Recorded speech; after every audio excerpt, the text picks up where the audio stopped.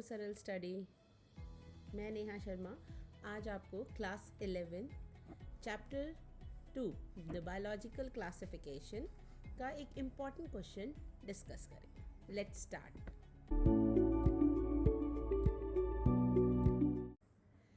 Question है, describe briefly the 4 major groups of protozoan. हम सब जानते हैं कि अगर हम प्रोटिस्टा में देखें तो प्रोटिस्टा में डिफरेंट ग्रुप्स बने हुए हैं। उनमें से एक ग्रुप है दैट इज़ प्रोटोजोआ। और हम प्रोटोजोआस की भी बात करें तो उसमें बहुत सारी कैटेगरीज, जो 4 मेजर ग्रुप्स हैं प्रोटोजोआ के, that are amoeboid protozoans, flagellated protozoan, ciliated protozoans and sporozoans. अगर हम इस प्रोटोजोन्स को देखें, डिफाइन करें, तो प्रोटोजोआ को क्या बताएंगे? Protozoas are what? They are microscopic unicellular eukaryotes. In simple terms, what we can say, these are unicellular free living organisms. They are completely and completely heterotrophic.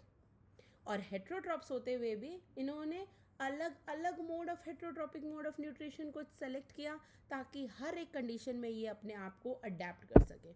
जैसी जैसी इनके पास अवेबिलिटी थी, ये उस अवेबिलिटी के अकॉर्डिंग इन्होंने अपना मोड ऑफ न्यूट्रिशन सेलेक्ट कर लिया और सर्वाइव कर गए।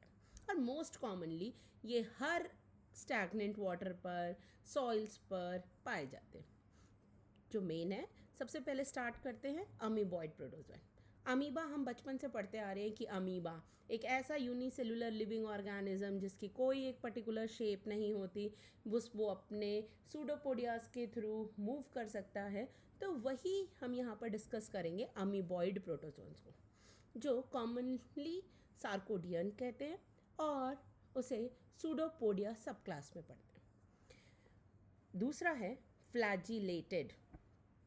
फ्लैजिला मीन्स एक टेल लाइक स्ट्रक्चर जो प्रोटोजोन्स को अपने फूड को पकड़ने में, मूव करने में या लोकोमोट करने में मदद करता है। So as they capture their prey. पकड़ने के लिए क्या इनके पास कोई पर्टिकुलर, ये भी यूनिसेलुलर है, कुछ ऐसा तो है नहीं कि जाके उसको ले लेगा। अमीबा तो मूव कर जा सकता है, तो इनके पास मूवमेंट के लिए क्या, अमीबा के पास जैसे सूडोपोडिया है वैसे ही इनके पास एक टेल लाइक स्ट्रक्चर है, एक हेयर लाइक स्ट्रक्चर, जिसे क्या कहते हैं, flagella. And these are also known as zooflagellates, and they come under subgroup Mastigophora. Ciliated protozoans, cilia, small hair like structure in a complete body. हमने 6th class में भी पढ़ा होगा कि पैरामेशियम के पास छोटे छोटे हेयर लाइक स्ट्रक्चर्स होते हैं। What is this structure called? They are cilia. तो जिन प्रोटोजोन्स के पास सीलिया होता है वो क्या कहलाते हैं? Ciliated protozoans. And these are just small and cover whole over the body of the parameciums. And the last one is sporozoans, and sporozoans are completely parasitic. The best example is Plasmodium, the malarial parasite. Sporozoans वो होते हैं जो अपनी life cycle में एक ऐसे spores बनाते हैं जो इन्फेक्टिव होते हैं, मतलब इनकी life cycle without spore complete नहीं होती, तो वो प्रोटोजोन्स स्पोरोजोन्स होते हैं। एंड आपने क्लास 10th में भी पढ़ा होगा कि क्लास 10th में मलेरियल पैरासाइट का जो एग्जाम्पल आया था, malarial parasite is an what? It is a protozoa that belongs to sporozoans. So let discuss more about this in detail. Amoeboid protozoan and sarcodina. Amoeboid, they are unicellular jelly like protozoans. सबने देखा, आपने microscope में भी देखा होगा, अपने जब भी आपकी टीचर ने करवाया होगा कि अमीबा एक इरेगुलर शेप ऑर्गेनिज्म है। So it is completely unicellular, found in fresh water, stagnant water and moist soil. हर जगह जहाँ पर भी वाटर अवेलेबल है, अमीबॉइड प्रोटोजोन्स बहुत कॉमन होते हैं। Amoeba most common example. They may be naked और they may be covered by a calcareous shell. Varieties हैं इनमें, तो उनमें कुछ ऐसे होते हैं जिनके ऊपर कोई भी शेल नहीं होता, किसी किसी के ऊपर शेल होता है। दे यूजुअली लैक फ्लैजिला, इनमें फ्लैजिला नहीं होता, इनमें कोई एक पर्टिकुलर स्ट्रक्चर नहीं होता। And they have a temporary protoplasmic outgrowth which is known as pseudopodias. उनके जो सेलुलर स्ट्रक्चर होता है वो मूव कर सकता है, और वो स्ट्रक्चर क्या कहलाता है? Pseudopodia, which help them to cover the food particles and help in locomotion. Pseudopodia means false. Pseudo, always whenever we heard the word pseudo, pseudo means false. Podia, that is feet. Pseudopodia is what? It is false feet, which help in movement and capturing of prey. They include free living forms such as amoeba and a parasitic form that is entamoeba. Normal amoeba वाली species जो है वो disease cause नहीं करती, but जब हम Entamoeba, इसकी एक स्पीशीज़ है एंटामीबा हिस्टोलिटिका, वो खासकर पानी से, मिट्टी की वजह से क्या हो जाता है, बच्चों की बॉडी में चले जाते हैं और उन्हें डायरिया, लूज मोशन जैसी प्रॉब्लम हो जाती है, और एक्सेस में हो जाए तो even there will be blood clotting with stool. तो ऐसे बहुत सारे अमीबा के स्पीशीज़ हैं जो डिजीज़ कॉज करते हैं, बट अगर हम नॉर्मल अमीबा की बात करें तो वो इतना एज सच कोई पर्टिकुलर डिजीज़ कॉज नहीं करता. आई होप अमीबॉइड प्रोटोजोन समझ में आया होगा. Amoeba, what is it? It comes under unicellular jelly-like protozoans that have pseudopodia, and with the help of pseudopodia they capture all the foods, all the required material they need. Next is flagellated. Flagellated protozoans की अगर हम बात करें तो these are completely non-photosynthetic flagellates and they do not have cell wall. Here are some example of flagellated protozoans, and the best one is trypanosomes. Trypanosome की बात करें तो trypanosome causes sleeping sickness.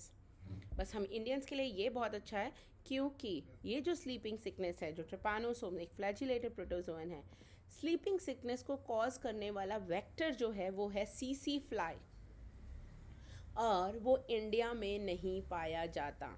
इसलिए इंडियंस को in human beings, animals में तो ट्रिपानोसोम की species India में है जो डिजीज़ कॉज करती है, बट अगर हम ह्यूमंस की बात करें तो जब भी हम ट्रिपानोसोम की बात करेंगे तो trypanosome is caused by a vector, it is carried by a vector known as सीसी फ्लाई, और इंडिया में सीसी फ्लाई नहीं है, इसलिए ह्यूमन बींग्स को यहाँ स्लीपिंग सिकनेस होने के चांसेस नहीं है.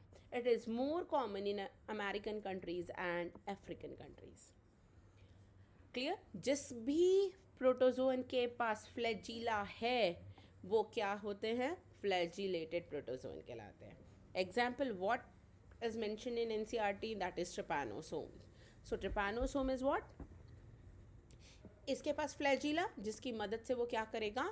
मूव करेगा, अपने फूड को पकड़ेगा, और जिसके पास फ्लैजिला वो कहला गया flagellated protozoan. Clear? First is amoeboid, second is flagellated. Amoeba irregular shaped, pseudopodia, है ना, बचपन से पढ़ते आए. अगर जब हम फ्लैजिला इज व्हाट? एक टेल लाइक स्ट्रक्चर, जिसके पास टेल है, that is flagellated.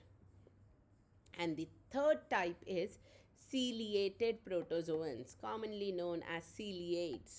Here you can see it is in figure given of paramecium. और जब हम पैरामेशियम की बात करते हैं तो ना छोटे छोटे जो आपको इसके पूरी बॉडी के सरफेस पे छोटे हेयर लाइक स्ट्रक्चर दिख रहे हैं, they are nothing but they are cilia. So what? Its entire body is covered with cilia that help in locomotion and to capture the prey. To not directly saying it help in capturing the prey, but it allows the direction to enter into its mouth, and its mouth is the mouth is known as gullet. जैसे हम humans में हम जिस area से food को लेते हैं that is our opening and that is mouth, तो वैसे ही जो पैरामेशियम है, पैरामेशियम में जो एंट्री पॉइंट है उनके फूड के लिए वो क्या कहलाता है? गलेट. तो गलेट तक फूड को डायरेक्ट करवाता कौन है? उनका सीलिया. तो जिस भी प्रोटोजोन्स पे उनकी बॉडी पे सीलिया लगा है वो किसके अंदर आते हैं? Ciliated protozoan. And the best example is paramecium. So it is aquatic, completely कैसा है? एक्वाटिक, पानी में रहने वाला. So they are aquatic individual that forms a large group of protozoa and Their characteristic feature is presence of numerous cilia on their entire body. And a very very important part is the paramecium have two type of nucleus. One is micronucleus, another one is macronucleus. इसकी सबसे बड़ा question आता है कि name the organism in which they have a two type of nuclei, one is micro another one is macronuclei. तो किसके पास होता है? Paramecium. Clear? So all the cilia beat in same direction to move the water-laden food inside a cavity called gullet. Gullet is what? जैसे humans के पास mouth, इनके पास क्या है? इनके mouth को नया नाम है, that is gullet. They include organisms such as paramecium, Vorticella and many more.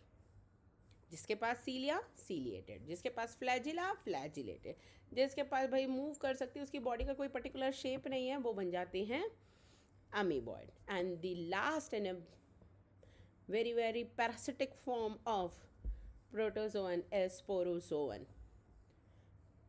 And these are most of them are endoparasite.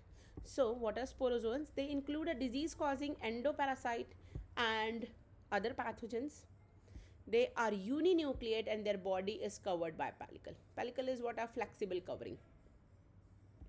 They do not possess any cilia or flagella. Just why the name was given sporozoan? Because they produce spores, and most of them produce such kind of spores that are infectious.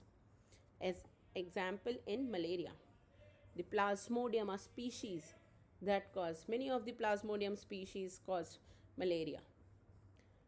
Okay, so those organisms that produce spores are sporozoans.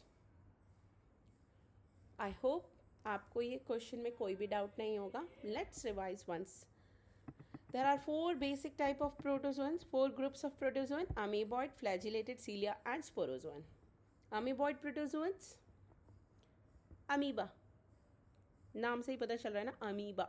तो amoeboid protozoan, because उसका कोई shape नहीं, वो क्या कर सकता है? Pseudopodia की मदद से इधर उधर घूम सकता है. सूडोपोडिया की मदद से वो फूड को एनगल्फ कर लेता है और फूड को एनगल्फ कर कर वो अपना डाइजेशन का प्रोसेस स्टार्ट कर देता है, फूड वैक्यूल बना लेता है.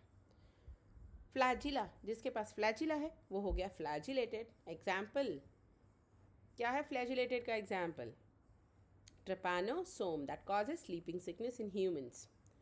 सीलिएटेड, जिसकी बॉडी में छोटे छोटे हेयर लाइक स्ट्रक्चर है, that is cilia. Example is paramecium. And sporozoan that produce spores, और स्पोर्स जो हैं ज़्यादातर parasitic. Example malarial parasite plasmodium. I hope पसंद आया होगा. Thank you.